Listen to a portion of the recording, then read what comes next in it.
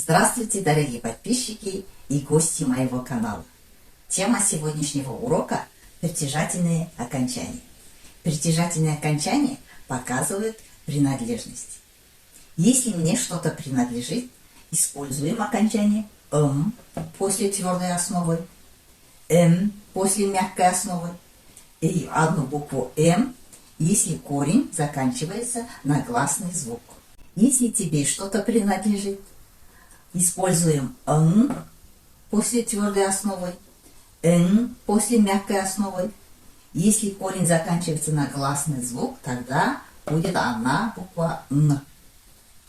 Если вам что-то принадлежит, тогда используем «нз» после твердой основы, «нз» после мягкой основы, или же «нз», «нз», если корень заканчивается на гласный звук.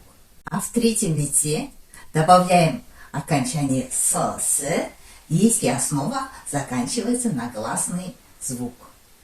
Или же «о», если корень заканчивается на согласный.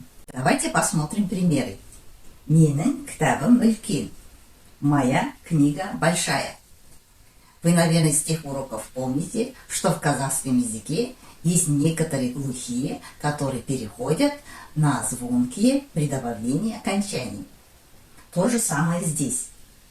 Корень «ктаб» переходит на «б» и добавляется окончание принадлежности, чтобы показать, что книга принадлежит мне. Сенің үйің қайда? Где твой дом?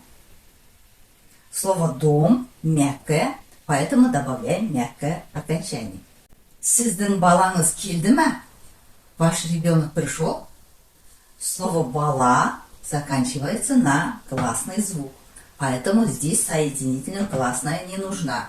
Две гласные рядом не могут стоять, поэтому добавляем только «нз». Оның анасы бар ма? У него есть мама? Слово «она», «мама» заканчивается на гласный звук, поэтому добавляем окончание «с», чтобы показать «мама его» или же «ее». На этом мы сегодняшний урок завершаем, а в следующий раз будут у нас окончания принадлежности во множественном числе. Поэтому подписывайтесь на канал, ставьте лайки, пишите комментарии и до следующей встречи.